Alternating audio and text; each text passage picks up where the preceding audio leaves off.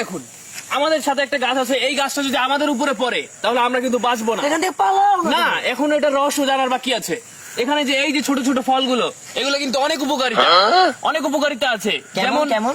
যেমন এই ফলগুলো যদি আমরা বেটে মেয়েদের ফেসে দেই, মেয়েদের ফেস কিন্তু অনেক উজ্জ্বলতা হবে, ঠিক আছে? কিন্তু আমাদের কিন্তু সেটা হবে না। আচ্ছা আমি তো কালো, আমার মুখ উজ্জ্বলতা হবে না।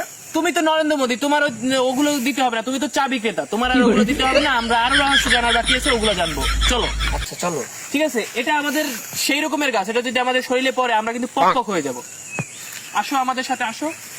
এই যে দেখো, এই যে আরেকটা ভয়ঙ্কর একটা গাছ, এই যে গাছ, এই গাছটা কিন্তু আমাদের মানে বাংলাদেশে কি পুরো পৃথিবীর ভিতরেও পাওয়া যায় না। এটা অনেক একটা কিন্তু এখানে জঙ্গলটা হচ্ছে পকপক জঙ্গল, তার জন্য এখানে এই যে আমাদের বাংলাদেশে পাওয়া যায় বাঁশ, কিন্তু এখানে পাওয়া যায় এটা। এটা যদি ডোসের মতন কাজ করে, এটা যদি ওখানে দিয়ে দেওয়া হয় তাহলে সারা জীবন জ্বলতে থাকবে একবারে।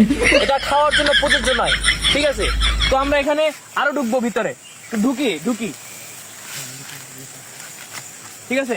এই যে দেখো, এই যে এগুলো একবারে ডোসের মতন কাজ করে পুরোই।